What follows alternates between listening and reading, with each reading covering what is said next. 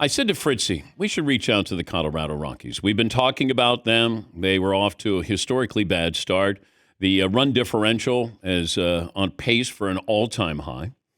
And they were going into Miami. And so Todd reached out to Jack Corrigan. He's been the play-by-play voice for the Rockies for 23 years. So he's had the highs and the lows and the very lows. And then all of a sudden, the Rockies win 3 in a row against Miami. Jack, I don't want to take credit for it, but I'll take credit for it. How would you explain this week so far? It's first of all great to be with you, Dan. Enjoy your show. I've enjoyed your work for a long time. A couple of Ohio guys, so that's a good thing. The most obvious aspect of it is if you had looked at the Rockies' first 50 games from college football strength of schedule, they had the toughest strength of schedule. I mean, they played all the first and second place teams. And so that was an immediate challenge for a team that's in the process of trying to remake themselves. And so when they played the Marlins the past 3 days, it was the first time in 5 weeks that they had played a team below 500. And so they were able to match up a little better. It's still going to be a challenge because of where they are talent-wise, but at least we'll thank the Dan Patrick Show for getting the Rockies 3 wins. But going to work, and, baseball's about hope, and we always, have hope for our team, and everybody thinks they can win in spring training, but you're going there every single day. And, chances are we're going to lose. How do you approach your job and try to keep that momentum, enthusiasm, excitement, and hope up every single game? That's a great question. I was fortunate, kind of in a backhanded way, if you will, when I started with the Indians back in 1985. 3 of my first 7 seasons covering the Indians, they lost more than 100 games.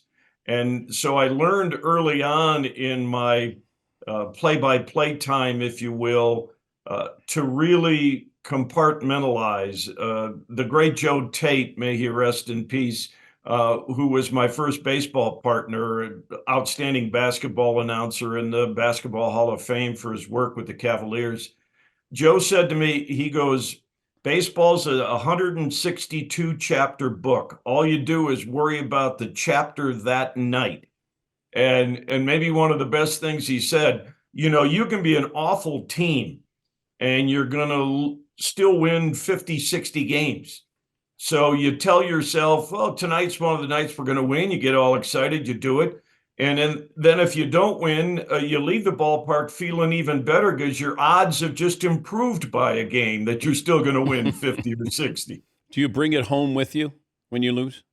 No, well, my wife might disagree with that. I think I've learned to separate it. I mean, I'll feel it. I was a college athlete and I've always been competitive. So when you aren't winning, yes, it does impact on you because you build a relationship with those players and coaches. But again, that's the beauty of baseball, Dan, is the next day you start over again. And who knows, this is a game that day where Kyle Freeland's going to go 7 innings and pitch great like he did yesterday for the Marlins, or Hunter Goodman hits a couple of home runs. And so that's what fortifies you, if you will. I know you don't want to bite the hand that feeds, but how did the Rockies get in this situation?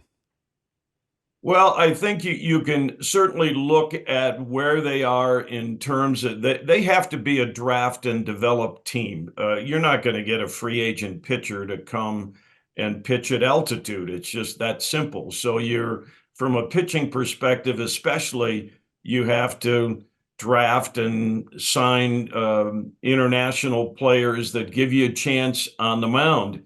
And through a number of years of rolling the dice and missing in the draft with players or having injuries happen, I think they have struggled to keep up in terms of depth of talent, Dan. I believe they need to fortify their scouting department. They need more scouts out on the road. They need more coaches on the road. You know, the Rockies have, for example, at their low A team, they have 3 coaches.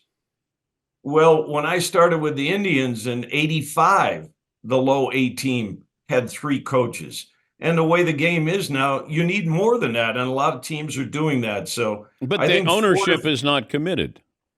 well, yeah, in that regard, it does not appear to be that way. I would certainly agree with you on that. That's the challenge that maybe this year finally pushes them over the precipice, if you will, and they spend some money in that regard. They do have some good young talent in the system, but again, probably not enough to overcome the misses and the injuries, and that's the result. 12-50. Do you care how bad, like the White Sox historically bad? Like if you guys are going to be bad, do you want to be historically the worst team in baseball history? That's a great question. I mean, and sometimes I say that to people with a bit of humor. You know, hey, if we're going to have a bad season, let's make it historic. I remember talking with Len Casper, who does the White Sox. Lenny, a great broadcaster, last season as they were going through it, and he says, "Hey, it is what it is, and you hope that something changes out of it." And so I guess out of this year, Dan, you hope that it does finally. I don't think it'll be any kind of seismic change, but you hope there's some kind of change to not go through this again. Yeah, you brought up the point I was going to bring up. Do you reach out to fellow announcers who have gone through this? Because I can't imagine, you got to sit there. You got to sit there and call it, and it's right in front of you. And but hey, you guys are only 25 games behind the Dodgers, so it was 27 a week ago, Jack. That's right. We're making progress. The one thing out of that, and Len Casper and I talked about that last year. The advantage with radio is you have to be so descriptive, so you can use that. I think it's harder on the TV side where you're not doing all that basic description. The video provides that, so you end up talking more conversationally. That's the challenge, I think. Keep your head up. Keep your sense of humor, and I think you're going to need it, Jack, here in the second half of the season. Well, Dan, I appreciate the chance to visit with you, and it's still a great job. 40 years of them letting me go to the ballpark and paying me for that. I'm doing okay.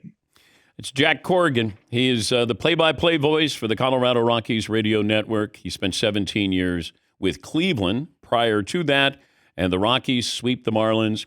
Now they get the Mets. Boy, the Mets, they better be ready. They face the Rockies. That'll be coming up this weekend.